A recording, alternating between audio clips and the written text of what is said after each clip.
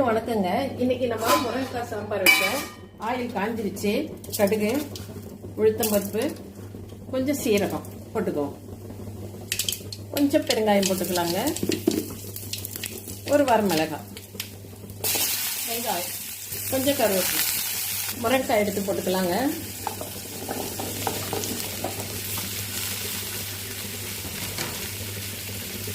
சாம்பாருக்கு தேவையான உப்பு போட்டுக்கலாம். சாம்பார் தூள் 1.5 ஸ்பூன் போட்டிருக்கேன். பருப்பு வேக வச்சிருக்கேங்க. தக்காளி, வெந்தயம், சீரகம் எல்லாம் போட்டு வேக வச்சிருக்கேன். அந்த பருப்பில் கொட்டிக்குவோம்.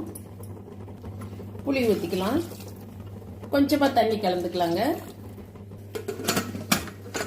ஒரு விசில் வர்றதுக்கு முன்னாடி எடுத்துக்கலாங்க. அப்படி ஒரு விசில் வந்தோம்னா நம்ம கேஸை எடுத்து விட்டுட்டு நம்ம சாம்பாரை வேற பாத்திரத்துக்கு மாற்றலாம். சுவையான முருங்கைக்காய்